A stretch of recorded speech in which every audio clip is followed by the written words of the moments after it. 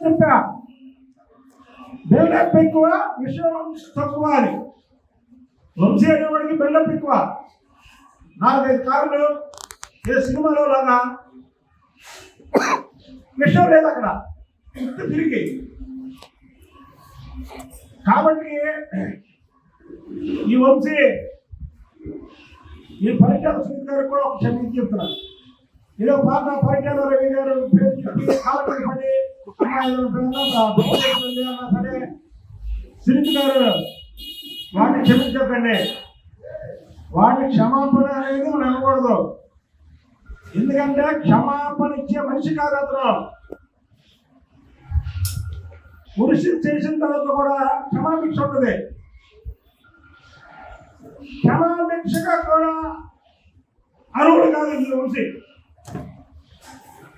ఈ కాంతాదా ఈ కాంతాదా అనుకొని జగన్ అనేవాడు అయిపోయాడు. జగన్ కూడా ఈ కాంతాదాలు చూసి ఏమనుకున్నాడంటే ఎన్నికలలో ముందు ప్రచారంలో సింహం సింగల్గా వస్తుంది ఎదుర్కోండి అని రజనీకాంత్ డైలాగ్ చెప్పాడు. తీరా 11 సీట్లు వచ్చేసరికి అరే నా పరిస్థితి ఉందా అని ఇప్పుడు రజనీకాంత్ అయిపోయాడు. అప్పుడు ఎన్నికల ముందేమో సింహం సింగల్గా వస్తుంది ఎదుర్కోండి అని రజనీకాంత్ లాగా డైలాగులు చెప్పి 11 సీట్లు రాగానే రజనీకాంత్ అయిపోయాడు. చూడండి బెక్కర్ చూపులు చూస్తాడు జగన్మోహన్ రెడ్డి. వాళ్ళు ఢిల్లీ వెళ్ళాడు, బెక్కర్ చూపులు చూస్తున్నాడు. ఒకటే చెప్తున్నాం, వంశీ అనేవాడు క్షమాపణకి అర్హుడు కాదు. అతను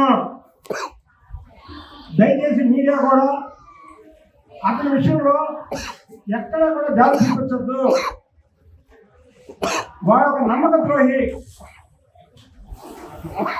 నమ్మించి మోసం చేసే వ్యక్తి.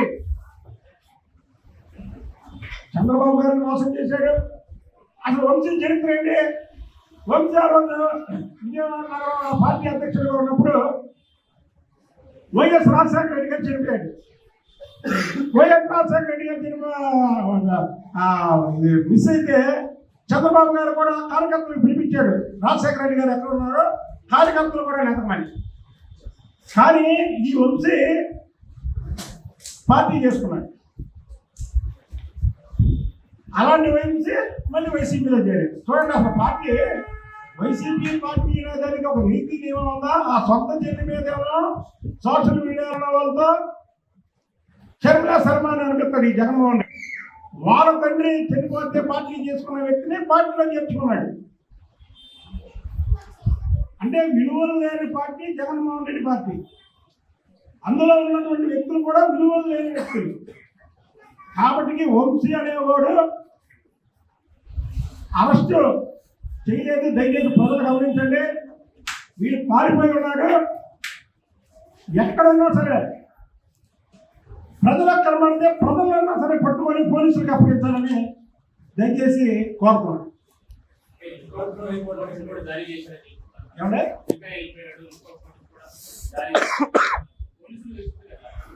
అదే అసలు కాదు, మీకు చెప్పాను ఇప్పుడు అతను లేనిపోయిన మాటలు మాట్లాడాడు. ఏది అధికారాన్ని అడ్డం పెట్టుకొని లేనిపోయిన అంటే అసలు మాట్లాడకుండా మాట్లాడేవారు. నేను మాట్లాడతా జగన్మోహన్ రెడ్డి మీద, ఆ పార్టీ మీద, ఆ పార్టీ చేసే తప్పుల మీద విమర్శిస్తా. అంతేగాని నేను ఎవరిని వెళ్ళలేదు, ఆ కుటుంబ సభ్యులు ఎవరిని వాళ్ళని. కానీ ఇష్టం వచ్చినట్టు మాట్లాడి అధికారం శాస్త్రం అనుకున్నాడు. అక్కడ ఇక్కడ ఉన్నప్పుడేమో జగన్మోహన్ రెడ్డి విమర్శించాడు. అన్నం తినేవాడు ఎవరు వెళ్తాడా అని. ఏంటి జగన్మోహన్ రెడ్డి పార్టీలోకి వెళ్తున్నాడా అంటే అన్నం తినేవాడు ఎవరు వెళ్తున్నాడా అని. తీరా అందులోకి వెళ్ళాక చంద్రబాబు గారిని విమర్శిస్తాడు, లోకేష్ బాబు గారిని విమర్శిస్తాడు, ఇంట్లో వాళ్ళని విమర్శిస్తాడు. కానీ ప్రజలకు వంశీ చరిత్ర తెలియాలి. వంశీ అనేవాడు ఎంత భయస్తుడో, ఎంత బిల్డప్ ఇచ్చి, బిల్డప్ ఎక్కువ విషయం అసలు లేదు, తక్కువ కాదు, అసలు లేదు, విషయమే లేదు. ఇలాంటి వ్యక్తులు 3-4 కార్లు ఒక కిరాయి మనుషులు పెట్టుకొని పెద్ద కాందాదాలాగా బిల్డప్ ఇవ్వడం జరుగుతుంది. కాబట్టి ఇలాంటి వ్యక్తులు సమాజంలో ఉండడానికి అనర్హులు. పార్టీలకు అతీతంగా చెప్తున్నా నేను ఇది. ఇలాంటి వ్యక్తులు సమాజంలో జనజీవన స్రవంతి అంటారు, దాంట్లో ఉండడానికి వీళ్ళు అనర్హులు. ఇష్టం వచ్చినట్టు మాట్లాడే వ్యక్తులు పెడితే పెళ్లి కూడా ప్రజాపక్షం దినం కూడా అంటారు. కాబట్టి వంశీ కన్నింగ్ మైండ్, ఆ కన్నింగ్ మైండ్తో ఆడే గేమ్ని ప్రజలు నమ్మద్దు. వంశీ పారిపోయి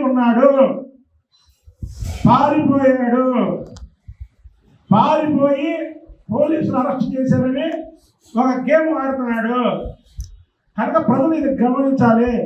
వంశీ ఎవరికైనా దొరికితే మాత్రం పోలీసులకి పట్టుకొని అప్పచెప్పాలని కూడా కోరుతున్నాను.